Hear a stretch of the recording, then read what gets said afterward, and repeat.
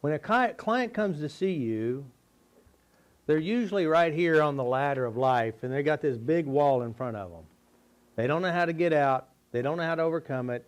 And there you are here at the up trying to pull them up. So in life, what happens, we experience events and we don't know how to get out. We're stuck, and so this is the chart. And of course, the more we start to overcome our emotional issues, develop emotional skills, tapping, taking full responsibility, because most people do not have the understanding you have. They don't know how to get out. They don't know how to get rid of any bad emotions. All they know how to deal with is deal with it, and they have one basic big issue they want to address. Of course, when they come to see you, you have some understandings. So when they come and see you, there's two models of the world, and they're usually right here. The world, this issue, is controlling me. I have no way to get out of it. I have no way to control it. I'm helpless. I'm hopeless. There's no way out. But we operate from a higher way of thinking because we realize inside of us there are internal processes. We have pictures and images. We have sounds, our sounds, other sounds, with tonalities. And then we also have feelings. The number one driver, the number one cause of all of our problems is stress and emotions. Research clearly shows that. And then, of course, we have tastes and sensations.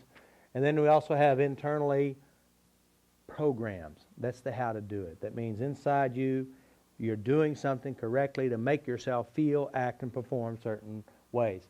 So inside of us, we're creating, and also we're responding to the world, which we have a relationship with, and we attract what we believe we are on the inside. And of course, what we believe we are on the inside, we start acting and performing, and we find people to fit that model. Now, what we want to do is shift their thinking. We want to get them out of the lower model of the world, and we're going to identify, release, and change what we believe. Now, what is a belief? A belief is something you feel strongly. You know it's true because I do have this problem. And you say, well, how do you know you have this problem? And of course, they start giving you proof. This is what we use to create our problems. We have internal representations. We may have pictures. We may have sounds. We have experiences. We have memories. And of course, the emotions and feelings attached to all this stuff creates a belief. So when you start destroying what you do inside you, the memories, the emotional references, the connections, all of a sudden you shift your belief. It becomes a little bit more real.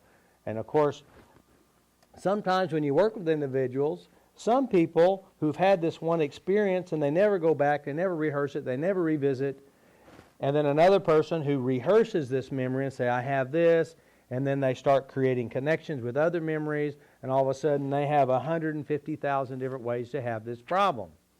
This person, you can go in, you can knock it out real fast. This person, you get to go to all the different avenues of the dendrites of the mind.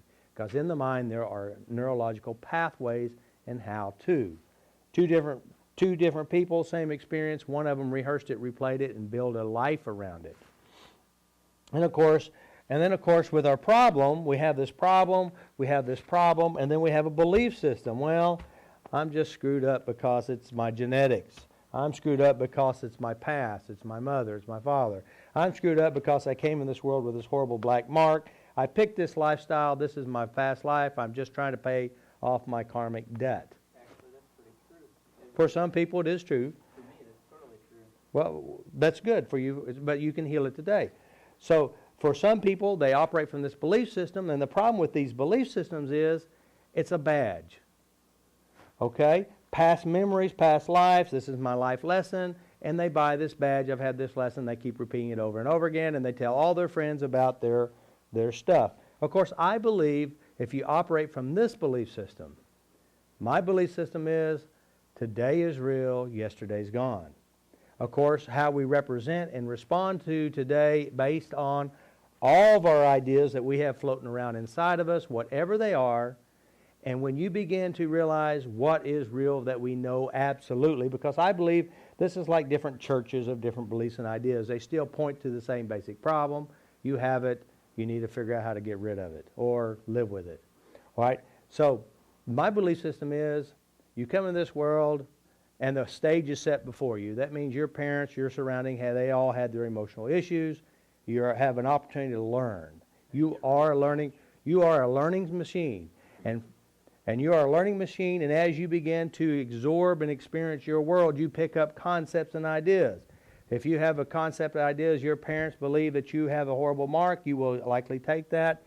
If you believe that Mickey Mouse is God and they treat you, whatever they treat you, you're going to believe this. Whatever your experience. The reason why we believe what we believe today is because you were born here in the U.S. and you're exposed to whatever it is you're exposed to, but you weren't born in India or wherever. And if you were born there, you would have a different set of concepts and beliefs. But I believe that we learn to survive. We have this great divine within us, this great internal presence or something that says it's a learning machine and it starts absorbing and you start utilizing whatever it is you've experienced, whatever the energies, whatever the emotions, whatever the events, and you just create based on what you internalize, whatever you hold to be true, and you successfully manifest and produce whatever it is you know how to produce. And so I believe you were born, I believe you learned how to survive your environment, and I believe today you are an expression of whatever it is you have within you and how you process it. Let me finish, I'm doing this here. And so we're doing all this. So this is why. So when they come in, they're going to talk about their memories. And as they talk about their memories, they're going to go inside their memories and they're going to believe that this is absolute gospel, 100% true. This is real. This memory is who I really am. Not realizing that this memory is generated, internally created, based on recorded information, which is also from our experiences. And from these experiences, we begin to manifest, produce, and attract people that are in alignment to what we believe. And of course, all this is based on what we've experienced and how we internal process. So when they come and see you, we're going to go, how do you know? How do you know you have a problem? And then they're going to regurgitate. They're going to give you the memories. They're going to give you this internal representation. They're going to draw out. They're going to express. They're going to communicate how we have this problem. And then, of course, you've got your pen and you're writing down the memories. You're paying attention to the emotional drivers. And then you're also seeing what kind of a picture they're drawing for you. Notice I'm using pictures. You may want to listen to the words and how they express themselves in ways that you can understand to help them. Or they may say, this is how I feel, and listen to the words. Listen to the sensations, whatever it is that they are producing. Listen to their sub-modalities. And so when they come in, we realize that, first of all, in order to have a problem, you've got to be good at it. That means you've got to have your proof, your references, your emotions, and then you have plenty of avenues to create this. And of course, if they have this test anxiety, then they have all these memories and references to support it. And oftentimes, if we have 15 memories, and as we start addressing memories, oftentimes these emotional drivers overlap. That means oftentimes we take this model of thinking each place we go, we have our glasses on, we see through the rose-colored glasses, seeing only what we perceive to be true. And as we start knocking down these emotional memories, all of a sudden their life and their world begins to shift. And it's from the shifts that we're creating the changes. But the key that we're looking for when we're working with people is this. What is it you don't want? What is the problem? You know, even though they say they come in and they want to improve their golf game. Why do they want to improve their golf game? Because they do not like what they currently are golfing at their score. I want to get rid of my depression. Why? How do you know you have depression? I have depression because I have all this that I don't want. The biggest and most powerful driver in the world, unfortunately, is pain. What you don't want. So what we want to do is we go to what you don't want, and we change what you don't want. We flip it over, make it a positive, and that means when you address a memory, it feels really bad, you tap it down using our TOTE SUDS unit from 0 to 10, test, operate, exit. When you're done, you go back and you make it a positive. So when you release the negative, make it a positive. When they walk out the door, they're going to feel really good because you went inside, you neurologically created internal shifts, and it's the shifts that we're looking for. Shifts happen when they work with us.